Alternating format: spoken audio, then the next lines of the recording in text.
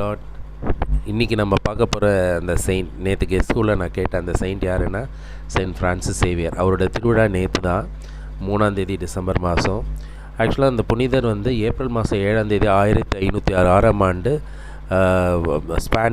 Spain நாட்டில் வந்து பிறந்திருக்காரு. அந்த நாட்டில் வந்து அவர் ஒரு புகழ்மிக்க அரச குடும்பத்தில் வந்து பிறந்தவர். அவங்க அப்பா வந்து ஒரு அரண்மனையில் பெரிய அதிகாரியாக இருக்கிறாரு. அவர் வந்து அரண்மனை வாழ்க்கையில் வாழ்ந்தவர், அரண்மனையில் தான் படிச்சுன்னு இருந்தார். அந்த நேரம் பார்த்து அவங்க அப்பா வந்து அவரோட 9வது வயதில் வந்து காலமாயிடுறாரு.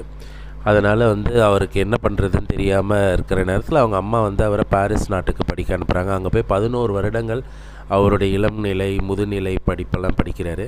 படித்து பெரிய பட்டம் வாங்கினதுக்கப்புறம் அங்குள்ள ஒரு கல்லூரியில் வந்து தத்துவமும் கலையும் முதுகலை பட்டம் பெற்றார். பெற்ற 1530 ஆண்டு வந்து அங்கே 30லேருந்து 34 ஆண்டு வரை வந்து அங்கே விரிவுரையாளராக பணியாற்றுறாரு.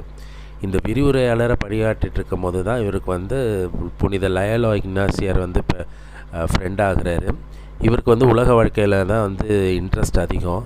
இவர் வந்து உலக வாழ்க்கையில் வாழணும்னு நினச்சிட்டு இருக்கும் போது அவர் வந்து இவருக்கு வந்து ஒரு வார்த்தை சொல்கிறாரு. அதாவது என்னென்னா, ஒருவன் உலகெல்லாம் தனதாக்கி கொண்டாலும் ஆன்மாவை எழுந்தான் ஆகில் பயன் என்ன அப்படின்னு வந்து கேட்குறாரு. இந்த வார்த்தை வந்து இவரை ரொம்ப பாதிக்குது. அது மனசுக்குள்ளேயே அவர் வந்து திருப்பி நிறையா யோசிக்கிறாரு. இந்த மாதிரி யோசிச்சுட்டு இருக்கும்போது இவருக்கு வந்து ஒரு ஃப்ரெண்டு கிடைக்கிறாரு அந்த காலேஜில். இவர் ப்ரொஃபஸராக வேலை செஞ்சுட்டு இருந்த காலேஜில் அந்த ஃப்ரெண்டு கூடயும் வந்து லயோலா இக்னாசியாரும் வந்து ஃப்ரெண்ட் ஆகிறாரு.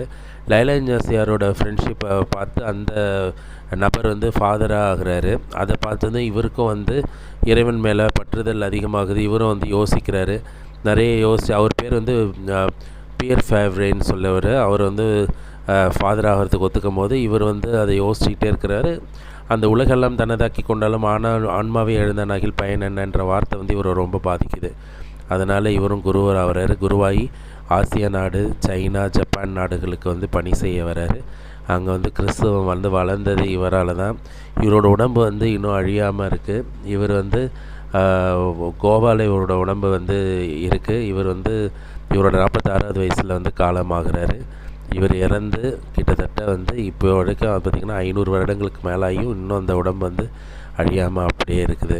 இவரை பற்றின டீட்டெயில் வீடியோ வந்து நம்ம பார்க்கலாம். இந்த சேனலை சப்ஸ்கிரைப் பண்ணுங்கள், உங்களுக்கு தெரிஞ்சவங்களுக்கெல்லாம் ஷேர் பண்ணுங்கள், உங்களுக்கு தெரிஞ்சவங்களெல்லாம் வந்து சப்ஸ்கிரைப் பண்ண சொல்லுங்கள். இதை பாருங்கள். இது மூலம் புனிதர்களோட வாழ்க்கை அனுப்பிச்சு அவருக்கு போலவே நாமளும் வாழணும்னு முயற்சிப்போம். Praise the Lord.